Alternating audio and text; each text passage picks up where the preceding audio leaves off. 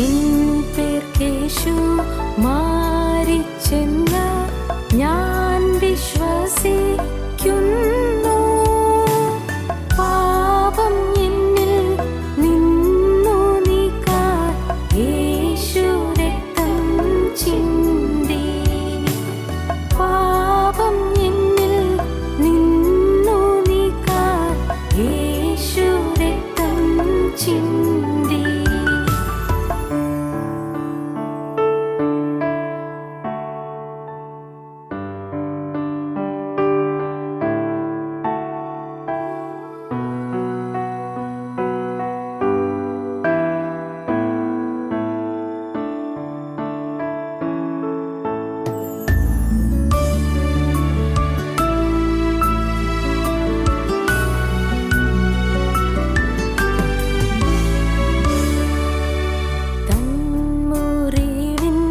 രക്തനീർ ഞാൻ കണ്ടതിനു ശേഷം വീണ്ടെടുപ്പിൻ സ്നേഹം താനിൻ ചിന്ത ഇന്നും എന്നും.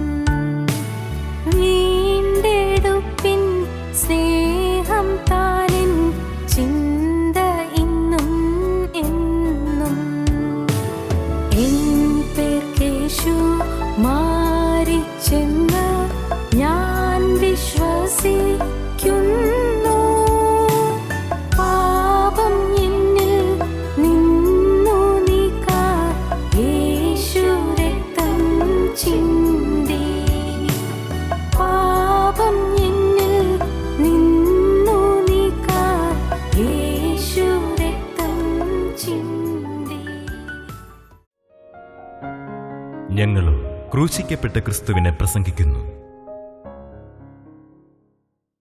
ദൈവത്തിൻ്റെ വലിയ നാമം മഹത്വപ്പെടട്ടെ. കർത്താവിന് സ്തോത്രം. ജീവിതമൊന്നും ശരിയായിട്ടില്ല കർത്താവേ, ആയിട്ടില്ല. ഇന്നും ശരിയായിട്ടില്ല. എത്രയോ വചനം കേട്ടു, എത്രയോ സമർപ്പണം എടുത്തു. വചനം കഴിഞ്ഞ് സമർപ്പിക്കാൻ പറയുമ്പോൾ കൈവക്കുകയും ചെയ്തിട്ടുണ്ട്. പക്ഷേ ജീവിതം ശരിയായിട്ടില്ല. ജീവിതമൊന്നും ശരിയായിട്ടില്ല. എൻ്റെ കർത്താവേ, ജീവൻ തരണമേ, ശക്തി തരണമേ, നിൻ്റെ സ്നേഹം തരണമേ, എന്നെ ജീവിപ്പിക്കണമേ, ജീവൻ തരണമേ. ആത്മാവിൽ മരിച്ചു കിടക്കുന്നു. ശരീരത്തിൽ ജീവനുണ്ട്, പക്ഷേ ആത്മാവിൽ ജീവനില്ല. ആത്മാവ് നിർജ്ജീവമാണ്, ജഡം നിർജ്ജീവമാണ്. ആത്മാവ് മരിച്ചിരിക്കുന്നു. ആദാം പാപം ചെയ്തപ്പോൾ ആത്മാവ് മരിച്ചു. തിന്നുന്ന നാളിൽ നീ മരിക്കുന്നല്ലേ കൽപ്പന. തിന്നുന്ന നാളിൽ നീ മരിച്ചു. പക്ഷേ ആദാം പിന്നെ 930 വർഷം ജീവിച്ചിരുന്നു. ശരീരം ജീവിച്ചിരുന്നു, പക്ഷേ ആത്മാവ് മരിച്ചിരുന്നു. ആദാം പാതാളത്തിലേക്ക് പോകേണ്ടി വന്നു, പാതാളത്തിലേക്ക്. ദൈവത്തിന് സ്തോത്രം. എന്നാൽ കരുണാസമ്പന്നനായ ദൈവം പാതാളത്തിലേക്ക് ഇറങ്ങിച്ചെന്ന് ആദാമിനെ അന്വേഷിച്ചു. മരിച്ചു കിടക്കുന്നിടയിൽ ആദാമിനെ അന്വേഷിച്ചു. കാരണം പിതാവായ ദൈവം ഒരു വാഗ്ദത്തം കൊടുത്തിരുന്നു. എന്താണ് വാഗ്ദത്തം? സ്ത്രീയുടെ സന്തതി പാമ്പിൻ്റെ തല ചതയ്ക്കുമെന്ന്. ആരാണ് ഈ സ്ത്രീയുടെ സന്തതി? കന്യാമാതാവിൻ്റെ മകൻ കർത്താവായ യേശു ക്രിസ്തു. ആ സ്ത്രീ എന്ന് പറഞ്ഞ കന്യാമാതാവിനെ കുറിച്ചാണ്.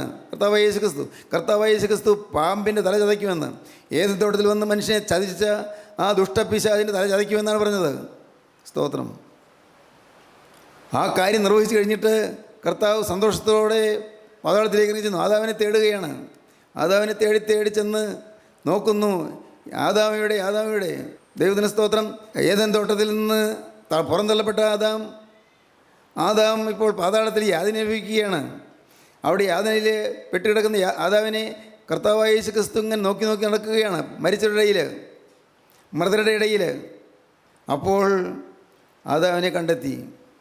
ആദാമിനോട് പറഞ്ഞു, ഈ മൃതരുടെ ഇടയിൽ ഞാൻ നിന്നെ അന്വേഷിച്ചു, ഞാൻ നിന്നെ കണ്ടെത്തി. പണ്ട് ഞാൻ ഏദൻ തോട്ടത്തിൽ കൂടെ നിന്നോടൊപ്പം നടന്നത് നിനക്ക് ഓർമ്മയില്ലേ? ഞാൻ അന്വേഷിച്ച് നടന്നു. ഒരു ദിവസം നീ എവിടെയെന്ന് ഞാൻ ചോദിച്ചത് നിനക്ക് ഓർമ്മയില്ലേ? ഞാൻ നീ എവിടെയെന്ന് അന്വേഷിച്ച് നടക്കുകയായിരുന്നു. സ്തോത്രം. നീ എവിടെയെന്ന് അന്വേഷിച്ച് നടക്കുകയായിരുന്നു. നീ എവിടെയാണ് മറിഞ്ഞിരിക്കുന്നത് അന്വേഷിച്ച് നടക്കുകയായിരുന്നു. ദൈവത്തിന് സ്തോത്രം.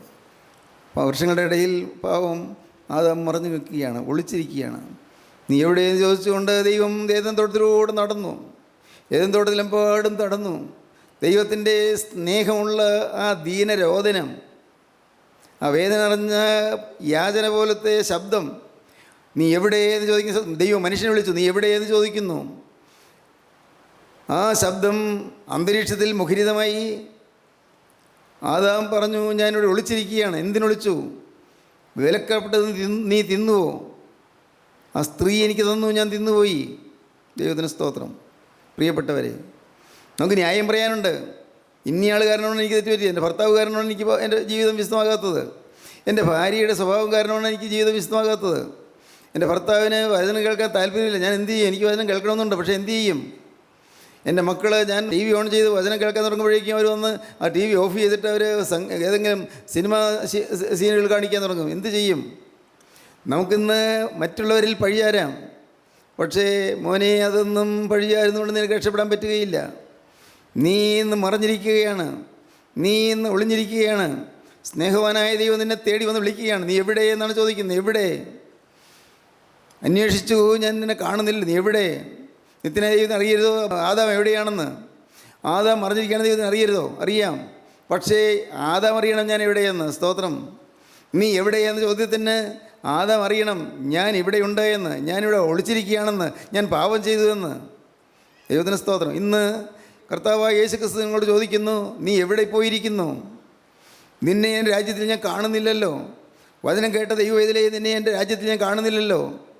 നിന്നെ എൻ്റെ പ്രിയരായ ദൈവമക്കളുടെ ഇടയിൽ ഞാൻ നിന്നെ കാണുന്നില്ലല്ലോ. വാങ്ങിപ്പോയ വിശുദ്ധന്മാരുടെ നിരയിൽ നിന്നെ ഞാൻ കാണുന്നില്ലല്ലോ. മകനെ, നീ എവിടെയാണ് ഒളിച്ചിരിക്കുന്നത്? നീ ഏത് വൃക്ഷത്തിൻ്റെ കൊമ്പിലാണ് നീ ഒളിച്ചിരിക്കുന്നത്? എവിടെയാണ് നീ മറഞ്ഞിരിക്കുന്നത്? ദൈവത്തിന് സ്തോത്രം. നീ എവിടെ ഒളിച്ചിരിക്കുന്നു? ഏത് പാവത്തിലാണ് നീ ഒളിച്ചിരിക്കുന്നത്? ആരും നിന്നെ കാണരുത് വിചാരിച്ച് എവിടെയാണ് നീ ഒളിച്ചിരിക്കുന്നത്? നിന്നെ കാണും ദൈവം.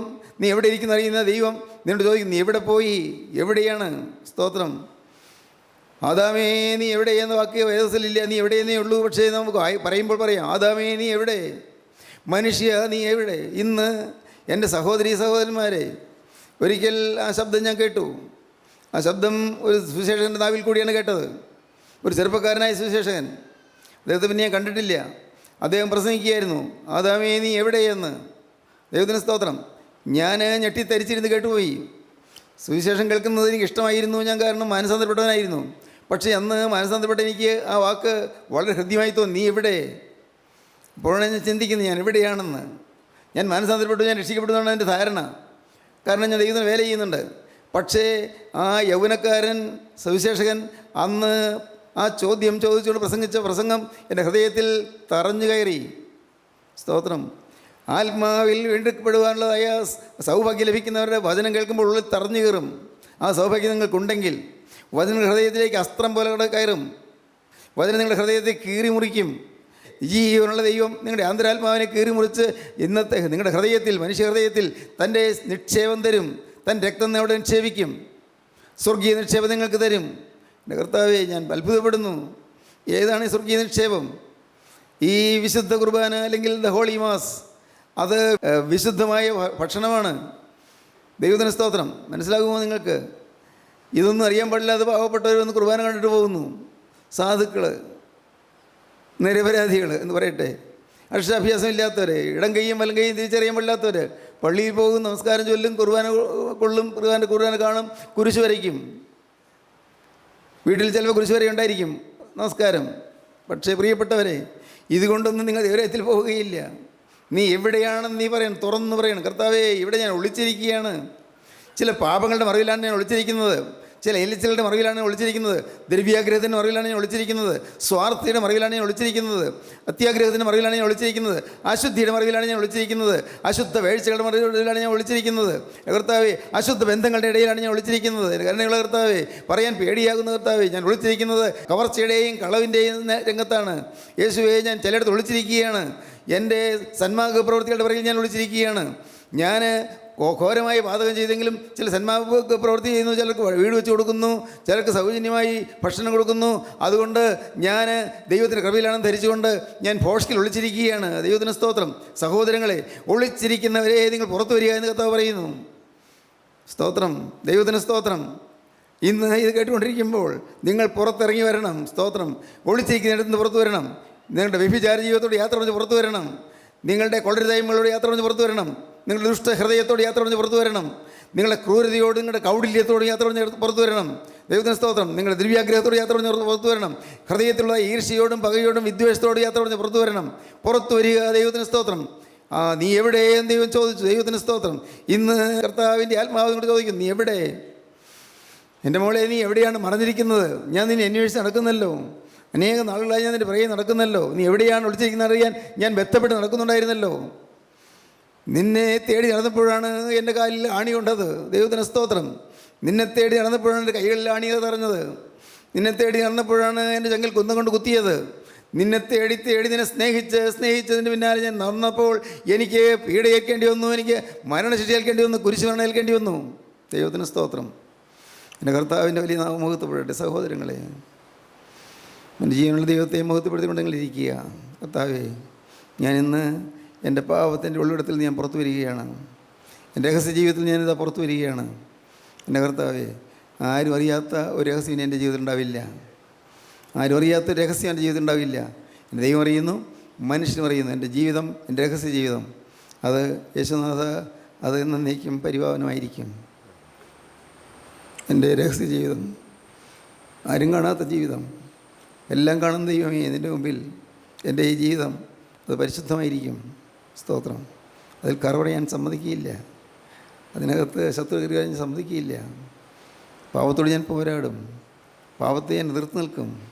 കർത്താവേ, എൻ്റെ കർത്താവിൻ്റെ കരുത്തിൽ പിടിച്ചുകൊണ്ട് ഞാൻ പാവത്തോട് യുദ്ധം ചെയ്യും. എൻ്റെ യേശുവിൻ്റെ സ്ലീബായിൽ പിടിച്ചുകൊണ്ട് ഞാൻ പാവത്തോട് യുദ്ധം ചെയ്യും. യേശുവിൻ്റെ ജയമുള്ള സ്ലീബായിൽ പിടിച്ചുകൊണ്ട് ഞാൻ പാവത്തോട് പോരാടും. ദൈവത്തിന് സ്തോത്രം. പാവം എന്നെ ഞാൻ തൊടുകയില്ല. ഞാൻ അലങ്കാരവസ്ഥ ഞാൻ ധരിക്കും. സ്തോത്രം. അശുദ്ധനും ചേലയില്ലാത്തതിനും അടുക്കുകയില്ല. എൻ്റെ കർത്താവേ, മേലിൽ ലോകത്തിൻ്റെ മാലിന്യം എനിക്ക് പറ്റുകയില്ല. മേലിൽ ഒരു വെറുക്കുത്തിലേക്ക് എൻ്റെ മനസ്സ് ചായുകയില്ല. മേലിൽ പാവം തോന്നുന്ന ഒന്നും എൻ്റെ ജീവിതത്തിൽ സംഭവിക്കുകയില്ല. ഞാൻ ദൃഢപ്രതിജ്ഞ എടുത്തിരിക്കുകയാണ്. കർത്താവേ, എനിക്ക് ജീവൻ തരണമേ. ആത്മാവ് മരിച്ചിരിക്കുകയാണ്. ദൈവത്തിന് സ്തോത്രം. കർത്താവിൻ്റെ വലിയ നാമം മഹത്വപ്പെടട്ടെ. ആത്മാവ് മരിച്ചു. സ്തോത്രം. സഹോദരങ്ങളെ, ഇന്ന് നിങ്ങൾ എത്ര പേർക്ക് ജീവനുണ്ട്? ആത്മാവിൽ ജീവനുണ്ട്. നിങ്ങളുടെ ഹൃദയം നിങ്ങളോട് സംസാരിക്കുന്നുണ്ടോ? നിങ്ങളുടെ പാപങ്ങളെല്ലാം മാറി എന്നൊരു ഉറപ്പ് കിട്ടിയോ? സ്തോത്രം. ഇനിമേൽ പാവം ചെയ്യുകയില്ലെന്ന് പറഞ്ഞാൽ അപ്പോൾ തന്നെ ഉള്ളത്തിലൊരു ഉറപ്പ് കിട്ടണം, പാവം ചെയ്യാതെ കർത്താവിനെ കാക്കുമെന്ന്. എല്ലാ പാവവും മാറിപ്പോകും. പേടിക്കണ്ട. ഒരു ഭയപ്പാടിൻ്റെ ആവശ്യമില്ല. നമുക്ക് ആ തീർച്ച വരാത്തത് കൊണ്ടാണ് ഇന്നും പാവം നമ്മെ കീഴ്പ്പെടുത്താൻ വരുന്നത്. നമുക്ക് ആ സംശയം വരുന്നത് കൊണ്ടാണ്. എനിക്ക് രക്ഷ കിട്ടുമോ സംശയം വരുന്നത് കൊണ്ടാണ്. നിങ്ങൾ മേലിൽ പാവം ചെയ്യില്ലെന്ന് പറഞ്ഞ വാക്ക് വാസ്തവമാണെങ്കിൽ, ഇനിമേൽ തെറ്റിലേക്ക് ഇല്ല എന്ന് പറഞ്ഞ സത്യമാണെങ്കിൽ, എൻ്റെ സഹോദരങ്ങളെ, നിങ്ങൾക്കത് ജയിച്ച് നിൽക്കാനുള്ള കൃപകർത്താവ് തരും. ഉറപ്പാണ്. സ്തോത്രം. യേശു എന്ന് വിളിക്കുകയാണ്. നിങ്ങളെ ഓരോരുത്തരെയും വിളിക്കുകയാണ്. മകനെ, നിനക്ക് നിത്യരക്ഷ വേണ്ടേ? ഇബ്രാഹിം 2-ാം അധ്യായം ആദ്യത്തെ പാരഗ്രാഫ് വായിക്കാം. ഇത്ര വലിയ രക്ഷ നാം ഗണ്യമാക്കാതെ പോയാൽ എങ്ങനെ തെറ്റി ഒഴിയും? അതുകൊണ്ട് നാം വല്ലപ്പോഴും ഒഴുകിപ്പോകാതിരിക്കേണ്ടതിന് കേട്ടത് അധികം ശ്രദ്ധയോടെ കരുതിക്കൊള്ളുവാൻ ആവശ്യമാകുന്നു. ദൂതന്മാർ മുഖാന്തരം അരുളി ചെയ്ത വചനം സ്ഥിരമായിരിക്കുകയും ഓരോരോ ലംഘനത്തിനും അനുസരണക്കേടിനും ന്യായമായ പ്രതിഫലം ലഭിക്കുകയും ചെയ്തുവെങ്കിൽ, ഓരോരോ ലംഘനത്തിനും അനുസരണക്കേടിനും പാപത്തിന് തക്ക പ്രതിഫലം, പാപത്തിന് തക്ക ശിക്ഷ കിട്ടുകയും ചെയ്തുവെങ്കിൽ, കർത്താവ് താൻ പറഞ്ഞു തുടങ്ങിയതും ദൈവം അടയാളങ്ങളാലും അത്ഭുതങ്ങളാലും വിവിധ വീര്യപ്രവൃത്തികളാലും തൻ്റെ ഇഷ്ടപ്രകാരം പരിശുദ്ധാത്മാവിനെ നൽകിക്കൊണ്ടും സാക്ഷി നിന്നതും കേട്ടവർ നമുക്ക് ഉറപ്പിച്ചു തന്നതുമായ ഇത്ര വലിയ രക്ഷ നാം ഗണ്യമാക്കാതെ പോയാൽ എങ്ങനെ തെറ്റി ഒഴിയും? ഈ അടയാളങ്ങളാലും അത്ഭുതങ്ങളാലും വിവിധ വീര്യപ്രവൃത്തികളാലും സാക്ഷി നിന്നുകൊണ്ട് നമുക്ക് തന്നതായി ഇത്ര വലിയ രക്ഷ അത് ഗണ്യമാക്കാതെ പോയാൽ എങ്ങനെ തെറ്റി ഒഴിയും? പ്രിയപ്പെട്ടവരെ, നിങ്ങൾ വചനം കേട്ടവരാണ്, ജീവൻ്റെ വഴി അറിഞ്ഞവരാണ്, രക്ഷപ്പെടാനൊരു വഴിയുണ്ട്, അത് കർത്താവായ യേശു ക്രിസ്തു മാത്രമാണ് മനസ്സിലാക്കിയവരാണ്. നിങ്ങൾക്ക് വെളിവ് കിട്ടിയവരാണ്. വചനം നിങ്ങൾക്ക് ലഭിച്ചിട്ടുണ്ട്. പ്രിയപ്പെട്ടവരെ, നിങ്ങൾ വിശ്വസിക്കൂ, ഈ വചനം കിട്ടിയ നിങ്ങൾ ഈ വചനപ്രകാരം ജീവിച്ചില്ലെങ്കിൽ ഇത്ര വലിയ രക്ഷ നാം ഗണ്യമാക്കാതെ പോയാൽ എങ്ങനെ തെറ്റി ഒഴിയും? ചോദിക്കുകയാണ് ഇത്ര വലിയ രക്ഷ, അത്ര വലിയ ശിക്ഷയിൽ നിന്നുള്ള വിടുതലായതുകൊണ്ടാണ് ഇത്ര വലിയ രക്ഷ എന്ന് പറഞ്ഞത്. അത്ര വലിയ ശിക്ഷയാണ്. ദൈവത്തിന് സ്തോത്രം. ഞാൻ നിങ്ങളുടെ എന്തിനാ ഇത് പറയുന്നറിയാമോ? നിങ്ങളെക്കാൾ ഭേദപ്പെടാനായിട്ടല്ല ഞാനിത് പറയുന്നത്, അത് മനസ്സിലാക്കാൻ വേണ്ടിയാണ്. ഒട്ടും ഭേദപ്പെട്ടവനല്ല ഞാൻ. പാപികളിലേക്ക് ഒന്നാമൻ. ഹല്ലേലൂയ. എൻ്റെ ജീവനുള്ള ദൈവത്തിൻ്റെ നാമത്തിൽ നിങ്ങൾ പറയട്ടെ, ഞാൻ പാപികളിലേക്ക് ഒന്നാമൻ. എന്നാൽ കരുണാസമ്പന്നനായ ദൈവത്തിൻ്റെ കൃപയുടെ നിഴലിൻ്റെ മേൽ വീശിയപ്പോൾ ഞാൻ രക്ഷപ്പെട്ടു, ഞാൻ രക്ഷിക്കപ്പെട്ടു. സ്തോത്രം. ഇന്ന് നിങ്ങൾ രക്ഷപ്പെടാതെ എഴുന്നേറ്റ് പോകരുത് പ്രിയപ്പെട്ടവരെ. നിത്യരക്ഷ പ്രാപിക്കാതെ എഴുന്നേറ്റ് പോകരുത്. ഇന്ന് ഇവിടെ നിങ്ങൾക്ക് നിത്യരക്ഷ തരാൻ കർത്താവ് വന്നിട്ടുണ്ട്. യേശുക്രിസ്തു നിങ്ങളുടെ സമീപത്തുകൂടെ മന്ദം നടക്കുന്നുണ്ട്. ഭാവനയല്ല, ഊഹാപോഹമല്ല. യേശുക്രിസ്തുവിൻ്റെ അരികത്തുകൂടെ നടക്കുന്നുണ്ട്, മന്ദം നടക്കുകയാണ്. യേശുക്രിസ്തുവിൻ്റെ മുഖത്തേക്ക് നോക്കുന്നുണ്ട്. നിങ്ങളുടെ മുഖത്തേക്ക്, നിങ്ങളുടെ കണ്ണുകളിലേക്ക് യേശു നോക്കുന്നു. നിങ്ങളുടെ കണ്ണുകളിൽ അനുതാപം വരുന്നത് കർത്താവ് കാണുന്നു. ഹൃദയം ആർദ്രമാകുന്നത് കർത്താവ് കാണുന്നു. ഹൃദയം പൊട്ടി തകരുന്നത് കർത്താവ് കാണുന്നു. കർത്താവ് നിങ്ങളുടെ ഉള്ളത്തിലേക്ക് വരാൻ ബന്ധപ്പെട്ടുകൊണ്ടോ നിൽക്കുകയാണ്. നിങ്ങൾക്ക് കൊടുക്കാമോ നിങ്ങളുടെ ജീവിതം യേശുവിന്? കൈമാറാൻ പറ്റുമോ ഈ ജീവിതം യേശുവിന്? യേശുവിന് കൈകളിലേക്ക് ജീവിതം വിട്ടു കൊടുക്കാമോ? കർത്താവെ, പല ഭൗതികമായ കാര്യങ്ങളിൽ ഞാൻ വിഷമിച്ചിരിക്കുകയാണ്. പല കാര്യങ്ങളിലും കടത്തിൻ്റെ ബാധ്യത കൊണ്ടും പൈസയുടെ ഞെരുക്കം കൊണ്ടും, കർത്താവെ, പലവിധ രോഗത്തിൻ്റെ ആപത്ത് കൊണ്ടും പല ആക്സിഡൻസ് കൊണ്ടും എല്ലാം ഞാൻ വിഷമിക്കുകയാണ്. വീട്ടിലെ വഴക്ക് കൊണ്ടും പിണക്കം കൊണ്ടും ഉൾത്തിക്കലുകൾ കൊണ്ടും എല്ലാം ഞാൻ വിഷമിച്ചിരിക്കുകയാണ്. കർത്താവെ, ഇനി അതൊന്നും ചിന്തിക്കാൻ നേരമില്ല. എനിക്കതൊന്നും ഇനി ഓർത്തുകൊണ്ടിരിക്കാൻ നേരമില്ല. കർത്താവെ, എനിക്കിനി ഒറ്റയ്ക്കൊരു കാര്യം മാത്രം. യേശുവേ, എനിക്ക് നിൻ്റെ നിത്യരക്ഷയുടെ സമാധാനം തരണമേ, നിത്യരക്ഷയുടെ സന്തോഷം തരണമേ, നിത്യരക്ഷയുടെ ഉല്ലാസം തരണമേ. ഹല്ലേലൂയ, ദൈവത്തിന് സ്തോത്രം. നിത്യരക്ഷയുടെ ഉല്ലാസം. ഹല്ലേലൂയ, ദൈവത്തിന് സ്തോത്രം. ഇന്ന് ഈ വാക്കുകളെ കേട്ടുകൊണ്ടിരിക്കുമ്പോൾ നിങ്ങൾ ഹൃദയം തുറക്കുമോ പ്രിയപ്പെട്ടവരെ? ഉള്ളം തുറക്കുമോ? നിത്യരക്ഷ തരും. അത്ര വലിയ ശിക്ഷ ഒഴിവാക്കി തരും. അപ്പോഴാണ് ഇത്ര വലിയ രക്ഷ കിട്ടുന്നത്. അത്ര വലിയ ശിക്ഷ പിതാക്കന്മാരെല്ലാം കണ്ടു. ശിക്ഷ, ഭയങ്കരമായ ശിക്ഷ, ന്യായവിധിയിലെ ശിക്ഷാവിധി എല്ലാം കണ്ടു. തിരുവചനത്തിലുള്ളത് തന്നെയാണ് പിതാക്കന്മാർ, വേറെ ഒന്നുമല്ല കണ്ടത്. ഈ തിരുവചനത്തിലുള്ളത് തന്നെയാണ് പിതാക്കന്മാർ കണ്ടത്. നീതിയിൽ വിധി ചെയ്യും ന്യായാധിപതി നീ ഏറ്റരുതേ, വിധിയിൽ കടമോർത്തിടരുതേ, നീക്കി തുണ ചെയ്യുക നാഥ, രാപ്പകലടിയങ്ങൾ കാശ്രയമങ്ങല്ലോ. സ്തോത്രം. സെഫന്യാവിൻ്റെ പുസ്തകം 3-ാം അധ്യായം 14-ാം വാക്യം നമുക്ക് വായിച്ച് കേൾക്കാം. സിയോൻ പുത്രിയെ ഘോഷിച്ചാനന്ദിക്കുക, ഇസ്രായേലെ ആർപ്പിടുക, യെരൂശലേം പുത്രിയെ പൂർണ്ണഹൃദയത്തോടെ സന്തോഷിച്ച് ഉല്ലസിക്കുക. യഹോവ നിൻ്റെ ന്യായവിധികളെ മാറ്റി നിൻ്റെ ശത്രുവിനെ നീക്കിക്കളഞ്ഞിരിക്കുന്നു.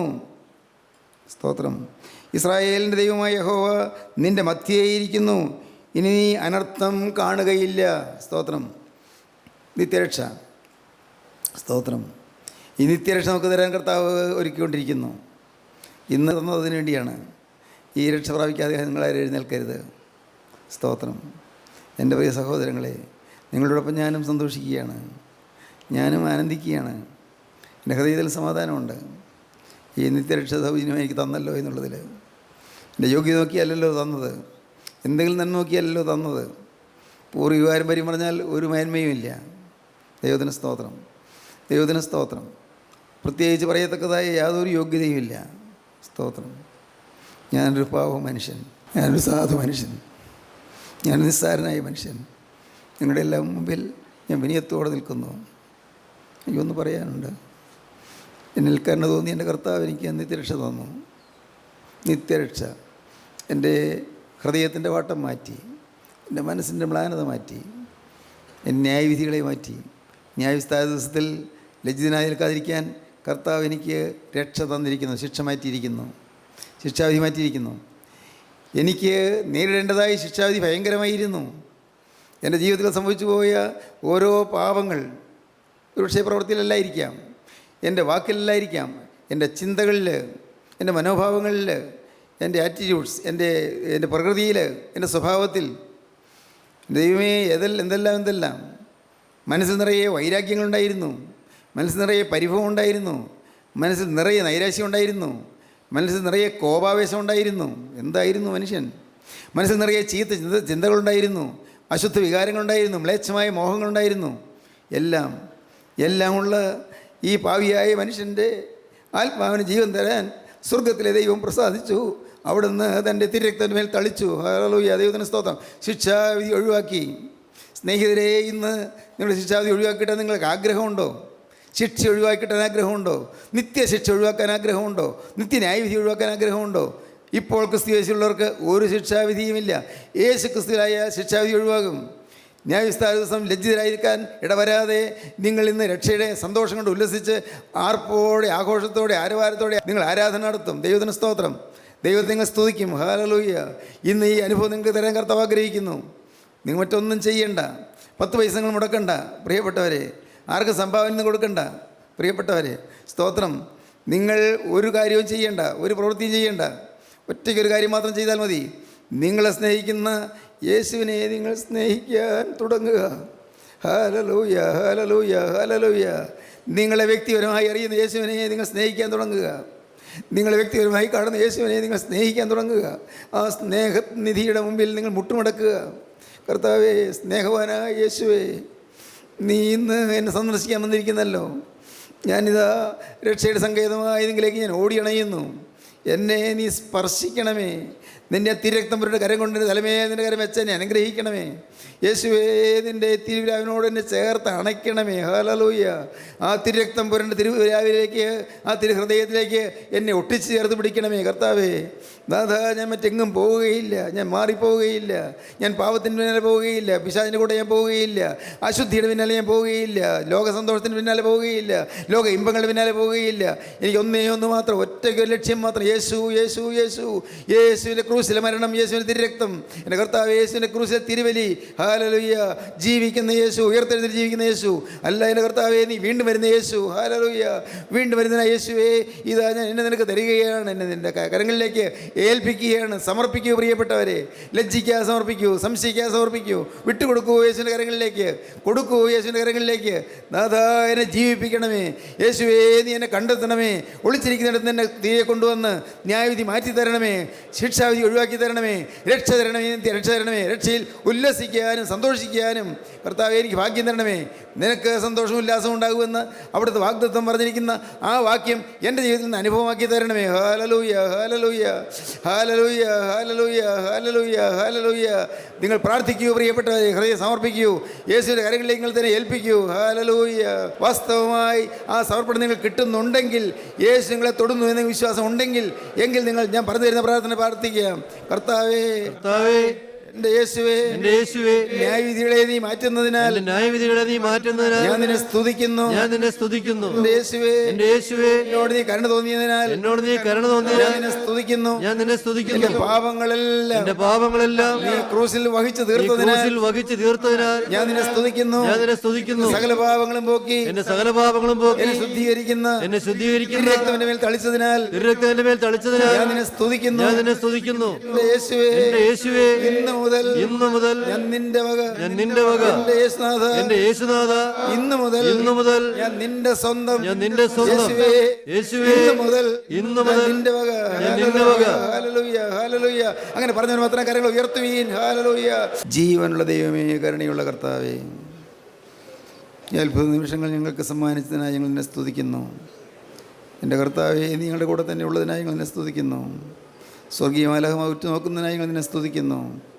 സ്വർഗീയങ്ങൾ ഭൂമിയിലേക്ക് നോക്കി ആശ്ചര്യം കൂറുന്നതിനായി ഞങ്ങൾ നിന്നെ സ്തുതിക്കുന്നു. എൻ്റെ കർത്താവ് അനേകരെ വീണ്ടെടുത്തതിനായി ഞങ്ങൾ നിന്നെ സ്തുതിക്കുന്നു. അനേകരുടെ പാവത്തിന് ബന്ധങ്ങൾ അഴിച്ചതിനായി നിന്നെ സ്തുതിക്കുന്നു. അപ്പോൾ രോഗസൗഖ്യം തന്നതിനായി നിന്നെ സ്തുതിക്കുന്നു. ഈ മക്കളെല്ലാം അനുഗ്രഹിക്കണമേ കർത്താവ്. ഈ മക്കളുടെ മേൽ തൃക്കരം വയ്ക്കണമേ. ഇവർ തങ്ങളുടെ ഭവനങ്ങളിലോ ഹോസ്പിറ്റലിലോ രോഗികളായി വിട്ടിച്ച് പോകുന്നവരെ അവിടെ നിന്ന് കാണണമേ. അപ്പോൾ എല്ലാവർക്കും ആശ്വാസം കൊടുക്കണമേ. എൻ്റെ ജീവനുള്ള ദൈവമേ, നീ പ്രാർത്ഥനകൾക്കും ദൈവമാകുന്നുവല്ലോ. ഞങ്ങളുടെ എളിയ പ്രാർത്ഥനകൾ നീ കേൾക്കുന്നുണ്ടല്ലോ. കർത്താവേ, ഞങ്ങൾ വിട്ടു പോകല്ലേ. ഞങ്ങളോട് മനസ്സലിയണമേ. അർഹതയില്ലപ്പോൾ, അർഹതയില്ല, യോഗ്യതയില്ല. ഞങ്ങളോട് ചേർന്നിരിക്കണമേ. ഞങ്ങൾ വിട്ട് മാറല്ലേ. നീ മാറിയാൽ ഞങ്ങൾ വീണുപോകും. കർത്താവേ, പിടിച്ചുകൊള്ളണമേ. Hallelujah, hallelujah, hallelujah.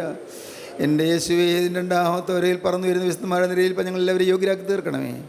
എല്ലാ നന്മകളാലും നിറയ്ക്കണം. യേശു ക്രിസ്തുവിൻ്റെ പരിശുദ്ധമായ നാമത്തിൽ പ്രാർത്ഥിക്കുന്നു. കൃപയോടെ കേൾക്കണമേ. ആമീൻ. ഹല്ലേലൂയ.